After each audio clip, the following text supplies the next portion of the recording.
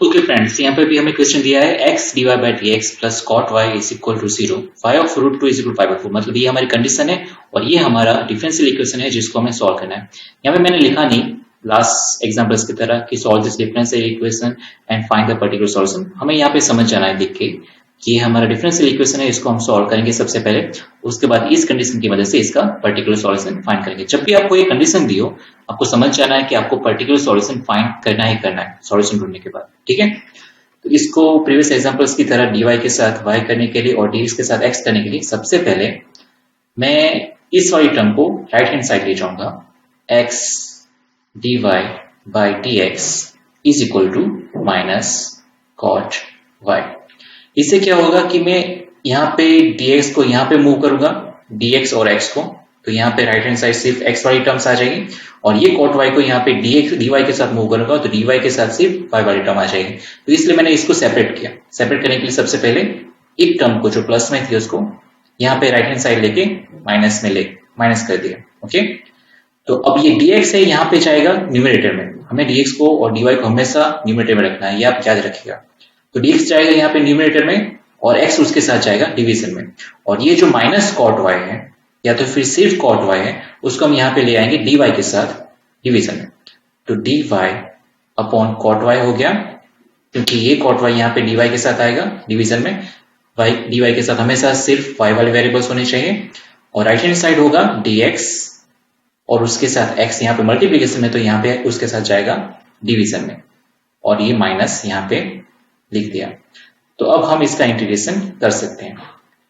ये cot y है तो ये उस कॉट y डिवीजन है, इसलिए ये क्या हो जाएगा tan y, क्योंकि tan y का रिवर्स है 1 अपॉन कॉट y, राइट। तो 1 अपॉन कॉट y क्या हो जाएगा tan y dy is equal to minus 1 upon x का with respect to x integration हमें पता है क्या होता है log x, और ये log में है और ये वाला आंसर भी log में आएगा। नेक्स्ट स्टेप में आपको पता चलेगा, इसलिए मैं c की जगह क्या लिखूंगा log c।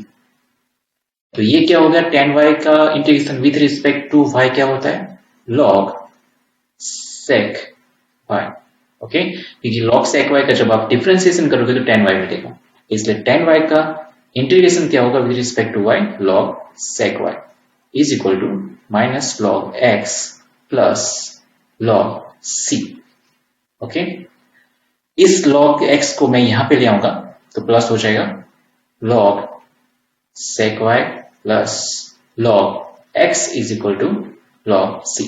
log वाली रूल के हिसाब से इन दोनों को, ये प्लस है बीच में इसलिए इन दोनों को हम मल्टीप्लाई कर सकते हैं log लगा के।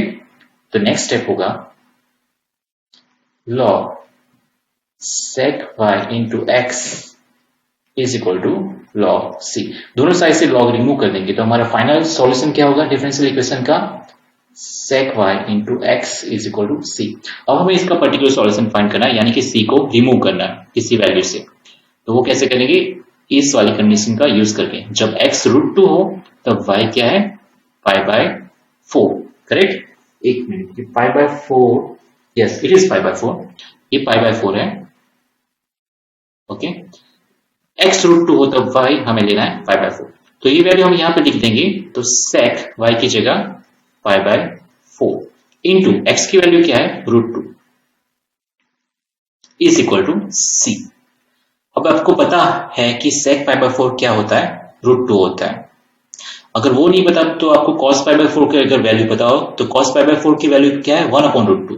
तो sec उसका क्या होगा cos का रिवर्स, यानी कि 1 अपॉन √2 का रिवर्स क्या होगा √2। तो इस तरह भी आप sec की वैल्यू फाइंड कर सकते हैं। sec पाई बाय 4 क्या हुआ √2 इंटू ये √2 इज इक्वल टू c।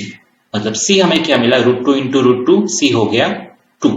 ये वैल्यू हम हमारे फाइनल आंसर में पुट कर देंगे यहाँ पे, तो c रिमूव हो जाएगा और हमारा पर्टिकुलर सॉल्यूशन हमें क्या मिलेगा sec y into x is equal to 2। Very easy, right.